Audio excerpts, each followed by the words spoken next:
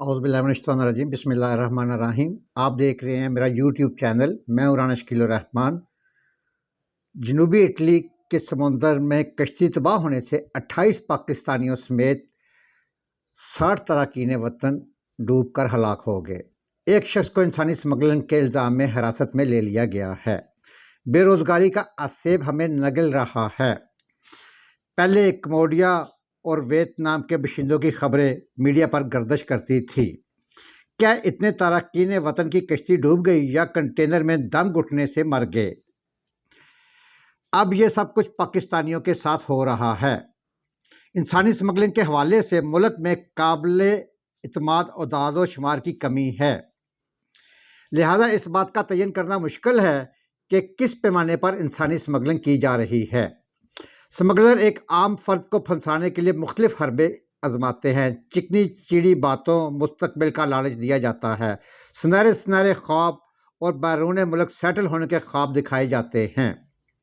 مستقبل کے ان جھوٹے خوابوں اور لالچ اور رومانس بھی شامل ہوتے ہیں۔ نوکریوں کے جھوٹے اشتہارات اخبارات میں کی نظر سے گزرتے ہوں گے۔ اچھی تعلیم یا بیرون ملک سیٹل ہونا کسی کا خواب بھی ہو سکتا ہے، اسے بھی بآسانی استعمال کیا جا سکتا ہے۔ لالچ اور فریب میں آ کر بہت سے افراد جال میں پھنس جاتے ہیں۔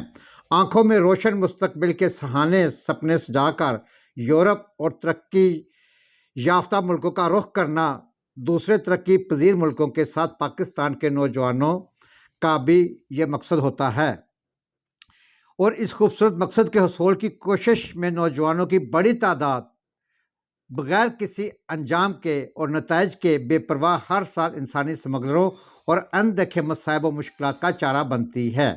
ایسے لوگوں کو بیرون ملک بھجوانے والے ایجنٹ انہیں راستے میں پیش آنے والی مشکلات کے بارے میں سچ نہیں بتاتے، اس لیے ان کے مطابق ان میں زیادہ تر کو علم ہی نہیں ہوتا کہ انہیں یورپ جانے کے لیے کس قسم کی دشواریوں کا سامنا کرنا پڑتا ہے۔ اگرچہ انسانی سمگلنگ سے متعلق کوئی سرکاری اعداد و شمار دستیاب نہیں ہیں، لیکن ایک اندازے کے مطابق پاکستان سے ہر سال تقریباً 3 لاکھ افراد سمگل کیے جاتے ہیں۔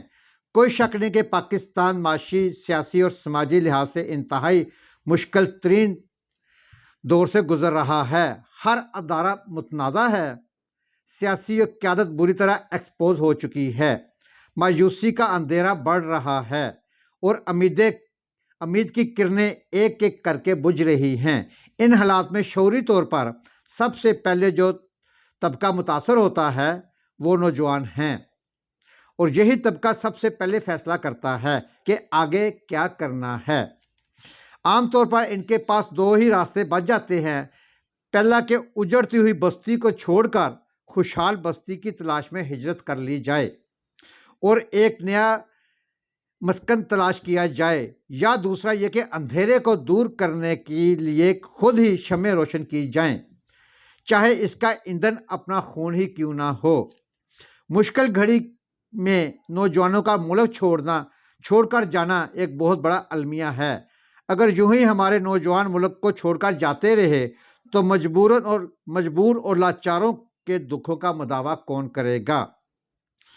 اگر گرین کی اس گہری رات میں سب ہی جگنو چلے گئے تو صبح خوابوں کی تعمیل کے انتظار میں بیٹھے اس ملک کے مکینوں کو راستہ کون دکھائے گا؟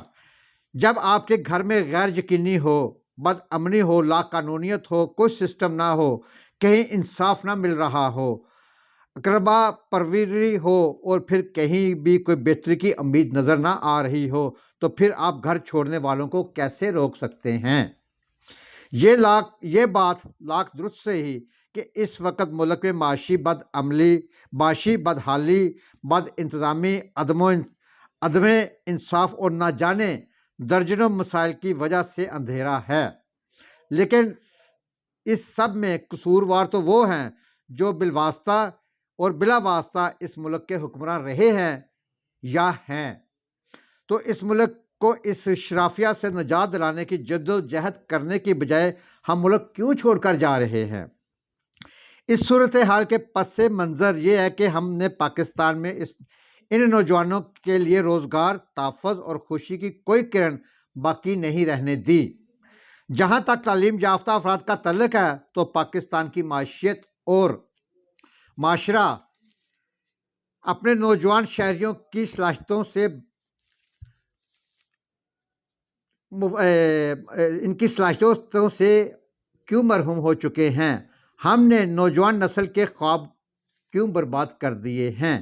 ماہرین معاشیات اور صورتحال کو یقینی بنانے کے لیے کیوں ان کی اذیت کا شکار ہو رہے ہیں؟ اس سے معیشت مجموعی طور پر کمزور ہو رہی ہے۔ جاننا چاہیے کہ پاکستان کے ان نوجوانوں کے لیے واحد معاشی راستہ کون سا ہے۔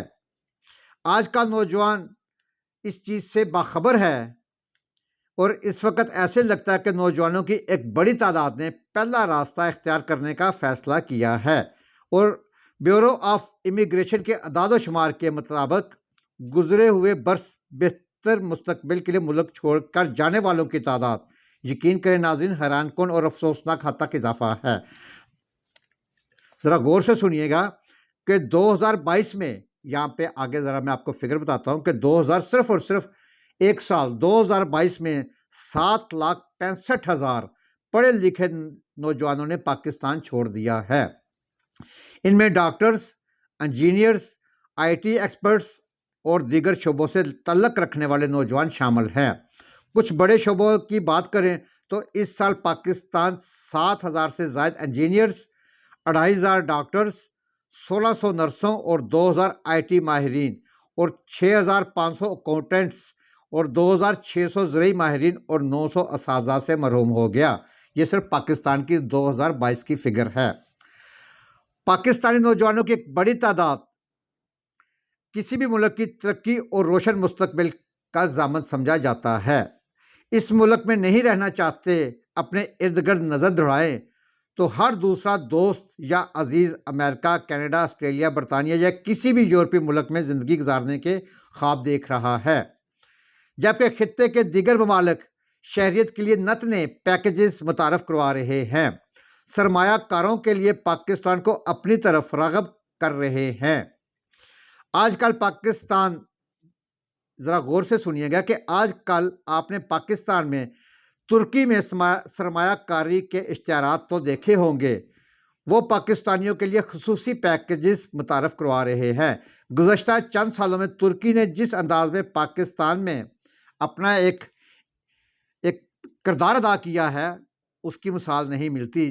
جیسے ہی انڈین ڈراموں پر پابندی لگی، ترک فلم اور ڈرامہ انڈسٹری نے پاکستان میں جگہ بنانی شروع کر دی، اور پھر دیکھتے ہی دیکھتے عملاً سرکاری سطح پر بھی ہونے لگا، جس کا اثر یہ ہو کہ 90% پاکستانی سلطنت عثمانیہ سے روشناس ہو گئے، جس سے نہ صرف ترکی کی سیاحت کو فروغ ملا بلکہ چند سالوں میں 2.5 لاکھ پاکستانیوں نے وہاں مستقل رہائش اختیار کر لی۔ ترکی نے پاکستانیوں کو یہ سہولت فراہم کر دی کہ جو عمرہ کی ادائیگی کے لیے سعودی عرب کا ویزا لگوائے، اس کے لیے ترکی کا 1 ماہ کا ویزا فری ہوگا۔ یہ ہے ترقی یافتہ کنٹری میں جب آپ نے شامل ہونا ہوتا ہے تو اس طرح کی پروگرس یا اس طرح کے پیکیجز دیتے ہیں۔ ان کے ایسا کرنے سے گزشتہ 3 سالوں میں، اندازہ کیجئے گا ناظرین، 3 سالوں میں 53 لاکھ، کتنی فگر ہے؟ 53 لاکھ پاکستانیوں نے ترکی کا دورہ کیا۔ یو اے ای نے غیر ملکیوں کو شہریت دینے کا فیصلہ کر لیا۔ یہ بھی ایک نیوز ہے کہ یو اے ای نے غیر ملکیوں کو شہریت دینے کا فیصلہ کر لیا۔ یو اے ای نے دنیا بھر کی شرافیہ کو اپنی طرف متوجہ کرنے کے لیے نئی اسکیمیں متعارف کروا رہے ہیں۔ متحدہ عرب امارات کی شہریت حاصل کرنے والے اپنی اصلی شہریت بھی برقرار رکھ سکتے ہیں۔ ان اسکیموں سے دنیا بھر کے عمرہ نے فائدہ اٹھایا، جس میں بھارت پہلے نمبر پر ہے جبکہ پاکستان دوسرے نمبر پر۔ اس طرح ہماری آدھی سے زائد ٹیکسٹائل انڈسٹری بنگلہ دیش منتقل ہو چکی، یعنی پاکستان کی ٹیکسٹائل برآمدات محض $7 ارب، لکھ لیجئے گا اپنے پاس کہ محض $7 ارب، جبکہ بنگلہ دیش کی $34 ارب ہو چکی ہے۔ اگر ہم رقبہ، آبادی، وسائل اور معیشت کے لحاظ سے پاکستان کا موازنہ بنگلہ دیش سے کریں تو اس کی ٹیکسٹائل برآمدات بھی $34 ارب سے زائد ہو چکی ہے۔ فی الوقت بنگلہ دیش نے ایسا کوئی پیکج اناؤنس نہیں کیا، مگر اس نے پاکستان میں انرجی کرائسس کو دیکھتے ہوئے سرمایہ کاروں کے لیے بجلی کے نرخ پاکستان سے آدھے کر دیے اور مفت پانی کی فراہمی اور پیٹرولیم مصنوعات پر سبسڈی کا اعلان کیا ہے۔ یہ وقت، اب یہاں پہ نوٹ کیجیے گا اور آگے سننے والی بات ہے، خاص کر میرے یوتھ کو، میرے نوجوانوں کے لیے ایک اہم پیغام ہے کہ یہ وقت ملک چھوڑ کر جانے کا نہیں بلکہ اس بدبودار نظام کو تبدیل کرنے کا ہے۔ پڑھے لکھے اور باشعور نوجوانوں کو خود نظام کی تبدیلی کے لیے میدان میں آنا ہوگا تاکہ ملک کے عوام کو شرافیہ سے تعلق رکھنے والے کمیشن خوروں، منی لانڈرز اور اخلاقی چوروں کی بجائے ایک ایماندار، اہل اور باشعور قیادت کا آپشن میسر آئے۔ برے وقت میں راہ فرار اختیار کرنا آسان ہوتا ہے، لیکن حالات بدلنے کے لیے ذمہ داری اٹھانا مشکل، لیکن پروکار انتخاب ہی ہے۔ کیوں نہ دوسرا راستہ اختیار کیا جائے؟ کیوں نہ اس اندھیرے کو دور کرنے کے لیے شمعیں جلائی جائیں؟ اندھیرے کے بپاریوں سے ملک کو نجات دلائی جائے۔ اس ملک کو چھوڑ کر جانا، یہاں پہ بھی نوٹ کیجیے گا کہ اس ملک کو چھوڑ کر جانا مسائل کا حل نہیں، مسائل کو حل کرنا ہی مسائل کا حل ہے۔ نوجوان تو ملک چھوڑ کر چلے جائیں گے، یہاں پہ دیکھیں کہ نوجوان تو ملک چھوڑ کر چلے جائیں گے، لیکن ان کے خاندان اور اپنوں نے یہیں رہنا ہے۔ دوسرا پردیس لاکھ منٹوں کے بعد بھی کبھی دیس نہیں بن سکتا۔ راہ فرار اختیار کرنا آسان اور ذمہ داریاں نبھانا مشکل ہوتا ہے۔ فیصلہ نوجوانوں کا ہے، ذمہ داری نبھانا ہے یا اپنا ملک چھوڑ کر جانا ہے۔ ناظرین، میرے اس نئے چینل کو پروگرام پسند آئے تو سبسکرائب کر دیجیے گا، لائک کر دیجیے گا اور بیل آئیکن کا بٹن دبا دیجیے گا۔ بہت شکریہ، اللہ حافظ۔